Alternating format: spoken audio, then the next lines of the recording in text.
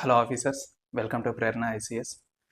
ఈరోజు మనం త్వరలో తెలంగాణలో గత 3 సంవత్సరాల నుంచి మనకి ఎటువంటి నోటిఫికేషన్ లేదు. గత వారం 10 రోజుల నుంచి ప్రభుత్వం నుంచి మనకు వచ్చిన ఖాళీల సంఖ్య 14,000 పైచీలకు ఖాళీలు ఉన్నాయని సదరు డీజీపీ గారు, అలాగే గవర్నమెంట్ నుంచి మనకు వచ్చిన సంఖ్యా వివరాలు అన్నది మనం ఇదివరకు చూసాం. సుమారు 14,000 ఖాళీలు ఉన్నాయని మనం గుర్తించడం అన్నది జరిగింది.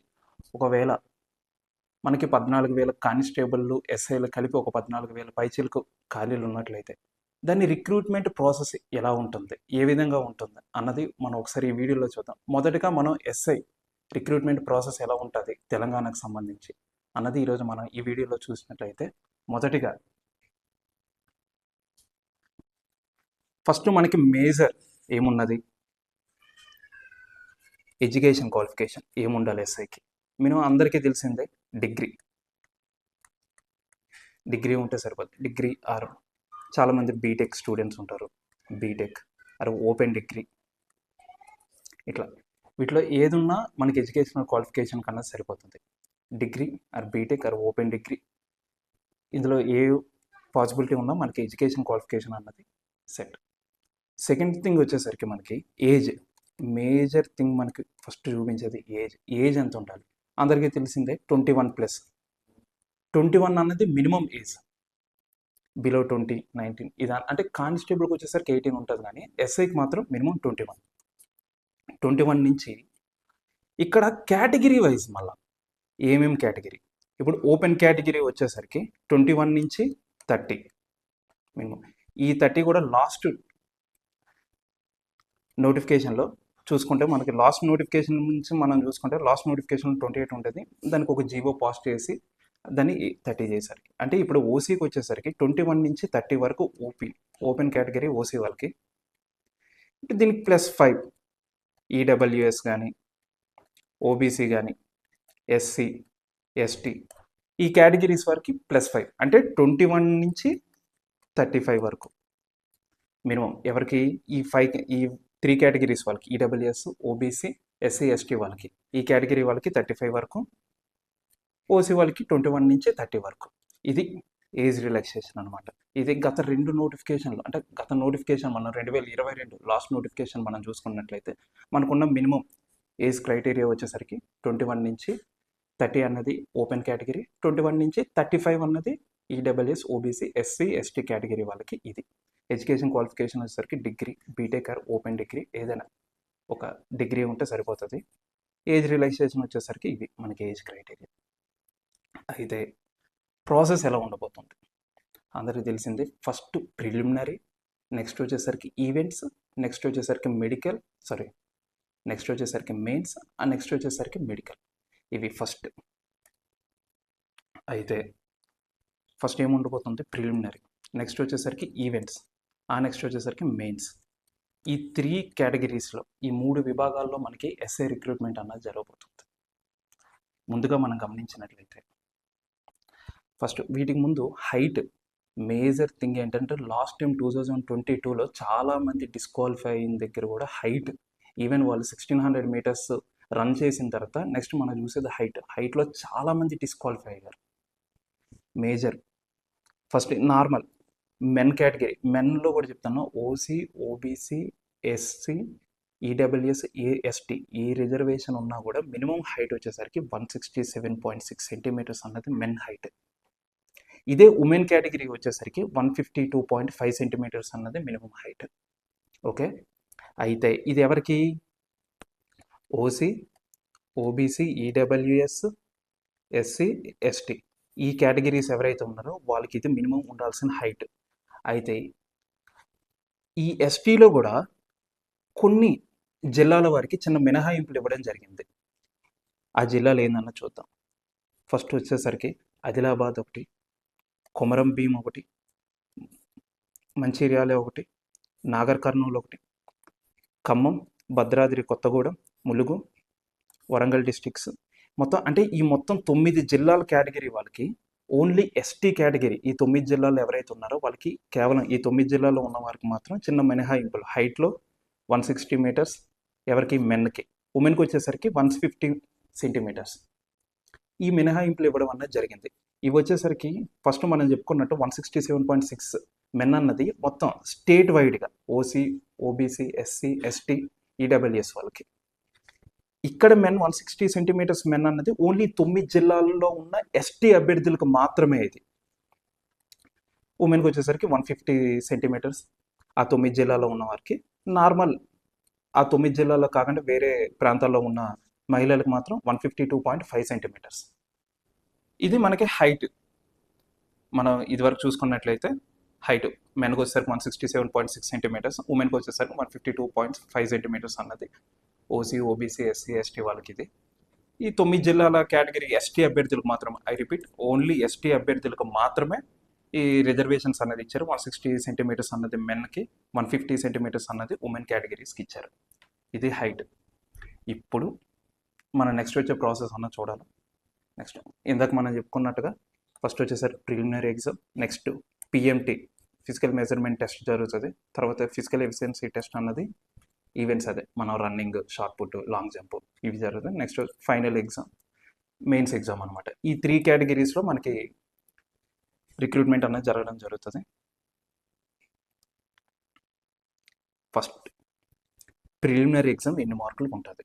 ప్రిలిమినరీ ఎగ్జామ్ మనకి ఎన్ని మార్కులకు ఉంటుంది? 200 మార్క్స్కి ఉంటుంది.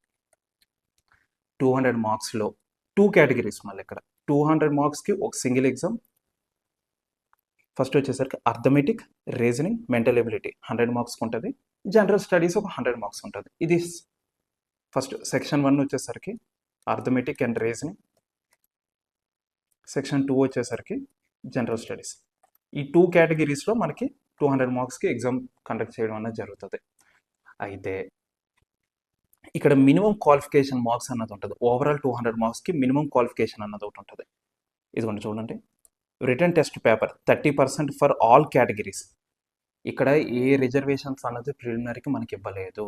ప్రతి అభ్యర్థి ఎవరైనా ఓసీ, ఎస్సీ, ఎస్టీ, ఓబీసీ ఏ కేటగిరీ అభ్యర్థి అయినా ఖచ్చితంగా 30% అన్నది మార్క్స్. ఈ 20లో 200 మార్క్స్కి 30% అన్నది మినిమం తెచ్చుకోవాలి. అంటే మినిమం మనకి రావాల్సిన మార్క్స్ 60 మార్క్స్. 200కి నువ్వు ఇంత స్కోర్ చేయాలి. 60 మార్క్స్ నువ్వు స్కోర్ చేస్తే నువ్వు ప్రిలిమినరీ అనేది క్వాలిఫై అవుతావు. నెక్స్ట్ స్టేజ్కి ఎలిజిబిలిటీ సాధిస్తావు. అది ఇందులో మళ్ళీ మనకి అది ఓన్లీ ఓఎంఆర్ బేస్డ్ ఎగ్జామ్ ఉంటుంది. బబ్లింగ్, బ్లూ కలర్ కానీ బ్లాక్ కలర్ పెన్తో, whatever it may be, దాంతో నువ్వు బబుల్ చేయడం అనేది జరుగుతుంది. ఇది మనకి ప్రిలిమినరీ వచ్చేసరికి ప్రిలిమినరీ యొక్క ఎగ్జామ్ ఎలా కండక్ట్ చేస్తారు ఏందన్నది మనం చూసాం. నెక్స్ట్ వచ్చేసరికి నెక్స్ట్ ప్రిలిమినరీ క్వాలిఫై అయిన తర్వాత నెక్స్ట్ స్టేజ్ ఏంటి మనకి? ఈవెంట్స్. ఈవెంట్స్లో ఏముంటాయి? ఈవెంట్స్కి వచ్చేసరికి ఫస్ట్ నేను పర్సనల్గా ఈవెంట్స్కి వెళ్ళేటప్పుడు ఫస్ట్ నాకు ఎలాగనే నా డాక్యుమెంట్ వెరిఫికేషన్ అన్నది చేశారు. డాక్యుమెంట్ వెరిఫికేషన్ తర్వాత సెన్సార్ అన్నది నా బాడీకి అటాచ్ చేసి రన్నింగ్కి ఫస్ట్ 1600 మీటర్స్ రన్నింగ్కి పంపించారు. 1600 మీటర్స్ రన్ అంతా 7 minutes 15 secondsలో మెన్ అనేవాళ్ళు 7 minutes 15 secondsలో ఇది కంప్లీట్ చేయాలి. ఇది 1600 మీటర్స్ కంప్లీట్ చేసినాక అప్పుడు మాకు హైట్ చూశారు. హైట్ రిక్వైర్మెంట్ ఏమున్నాయో ఇంత ముందే చెప్పాను. హైట్ తర్వాత మనకి షార్ట్ పుట్ తర్వాత లాస్ట్లో లాంగ్ జంప్కి ఈ ప్యాటర్న్లో తీసుకెళ్ళడం జరిగింది మాకు. 1600 మీటర్స్ మెన్ వచ్చేసరికి 7 minutes 15 secondsలో క్వాలిఫై అవ్వాలి. ఫర్ ఇది మెన్ ఎవరైనా ఏ కేటగిరీ మెన్ అయినా కూడా 7 minutes 15 secondsలో క్వాలిఫై అవ్వాలి. తర్వాత ఇందులో మినహాయింపులు ఏమున్నాయి అంటే ఎక్స్ సర్వీస్ మ్యాన్కి వచ్చేసరికి 9 minutes 30 secondsలో క్వాలిఫై అవ్వాలి రన్ అన్నది. ఉమెన్ కేటగిరీ, ఉమెన్స్కి వచ్చేసరికి 800 మీటర్స్, 1600 కాదు, ఉమెన్కి 800 మీటర్స్ రన్ అన్నది జరిగింది. వాళ్ళకి 5 minutes 20 secondsలో క్వాలిఫై అవ్వాలి. మెన్ వచ్చేసరికి 1600 మీటర్స్ 7 minutes 15 secondsలో కంప్లీట్ చేయాలి. ఇది ఎక్స్ సర్వీస్ మ్యాన్స్కి 9 minutes 30 seconds ఇచ్చారు. అది ఉమెన్ కేటగిరీ వచ్చేసరికి 800 మీటర్స్ వాళ్ళకి 1600 కాదు 800 మీటర్స్ వచ్చేసరికి 5 minutes 20 seconds. ఈ కేటగిరీ వైజ్గా క్వాలిఫై అవ్వాలి. ఇందులో కూడా ఒక అభ్యర్థి ఎవరైనా 4 minutesలో రన్ చేయొచ్చు, 5 minutes. ఈ మినిట్స్ బట్టి వాళ్ళకి వాళ్ళ 100 మార్క్స్లోని ఈవెంట్స్ మొత్తం మనకి 100 మార్క్స్ జరుగుతుంది. ఈ 100 మార్క్స్లో మనకి ఓన్లీ లాస్ట్ టైం నోటిఫికేషన్లో ఓన్లీ రన్నింగ్ ఒక్కటే, ఈ 1600 మీటర్స్ రన్ ఒక్కటే మనకి 100 మార్క్స్కి ఇవ్వడం జరిగింది. ఇందులో కూడా ఇంకా కేటగిరీ ఆ రన్ 4 minutesకి 5 minutesకి ఇన్ బిట్వీన్ మనకు మార్క్స్ ఇవ్వడం అనేది జరుగుతుంది. 4 మినిట్స్ లోపు ఎవరైనా 1600 మీటర్స్ కంప్లీట్ చేస్తే వాళ్ళకి 100 అవుట్ ఆఫ్ 100, లేదా 5 మినిట్స్ నుంచి 5 మినిట్స్ 30 సెకండ్స్ అట్లా ఆ కేటగిరీ ఏ వైజ్గా వాళ్ళు ఏ టైం బిట్వీన్ వేస్తారో వాళ్ళ మార్క్స్ అన్నది కేటగిరీ వైజ్కి ఇవ్వడం అన్నది జరుగుతుంది. ఓకే, ఇది 1600 మీటర్స్ అయిపోయిన తర్వాత మనకి నెక్స్ట్ హైట్ చూస్తారు. హైట్ అయిపోయిన తర్వాత నెక్స్ట్ మనకి తీసుకెళ్లేది షార్ట్ పుట్కి తీసుకెళ్తారు, లాంగ్ జంప్కి తీసుకెళ్తారు. లాస్ట్లో లాంగ్ జంప్ చేపిస్తారు మనతోనే. ఈ షార్ట్ పుట్ కూడా మెన్ వచ్చేసరికి 7.26 కేజెస్ ఒక రౌండ్ బాల్లో ఉంటుంది ఐరన్ది. అది అన్నది మనం 6 మీటర్స్ అన్నది విసిరాలి. ఎన్ని 3 ఛాన్సెస్లో ఎవరైతే 6 మీటర్స్ విసురుతారో వాళ్ళే క్వాలిఫై అయినట్టు. ఇది ఉమెన్కి వచ్చేసరికి 4 కేజెస్ వాళ్ళు ఎన్ని మీటర్స్ 4 మీటర్స్ విసిరితే సరిపోతుంది. ఈవెన్ ఎక్స్ సర్వీస్ మ్యాన్ అయినా కూడా 7.2 కేజెస్ అన్నది 6 మీటర్స్ అన్నది విసరాలి. ఇది ఆఫ్టర్ షార్ట్ పుట్ అన్నది క్వాలిఫై అయిపోయిన తర్వాత లాంగ్ జంప్. లాస్ట్ టైం నోటిఫికేషన్లో 90% ఆఫ్ స్టూడెంట్స్ ఎవరైతే డిస్క్వాలిఫై అయ్యారో వాళ్ళందరూ డిస్క్వాలిఫై అయింది లాంగ్ జంప్ దగ్గర పోయారు చాలామంది. ఈ 4 మీటర్స్ అన్నది దూకలేక చాలామంది డిస్క్వాలిఫై అయిపోయారు. ఈవెన్ వారు ప్రిలిమినరీలో చాలా మంచి స్కోర్ తెచ్చుకున్న 1600లో మంచి స్కోర్ వచ్చినా కూడా లాంగ్ జంప్లో చాలామంది డిస్క్వాలిఫై అయిపోయారు. సో మేజర్ రోల్ అనేది ప్లే చేస్తుంది ఇది.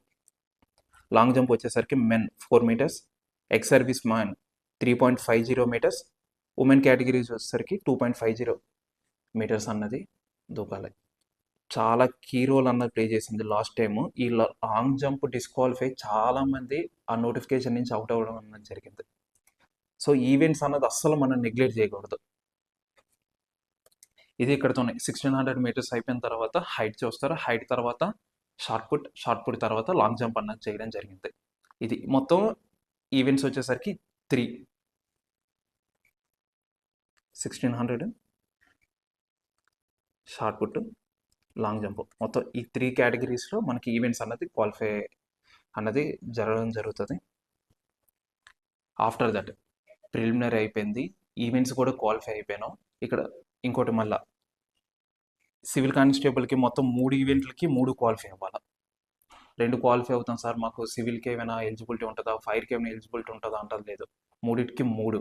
ఆ 1600 అన్నది కన్ఫర్మ్ క్వాలిఫై అవ్వాలి. అవి 100 మార్క్స్కి వస్తాయి. ఈ 2 అన్నది జస్ట్ క్వాలిఫై, వీటికి ఏ మార్క్స్ ఉండవు, జస్ట్ నువ్వు క్వాలిఫై అవ్వాలి. వాళ్ళు ఇచ్చిన ఎన్ని మీటర్స్లో ఉండాలి అన్నది అది మినిమం క్వాలిఫై మార్క్ అంతే.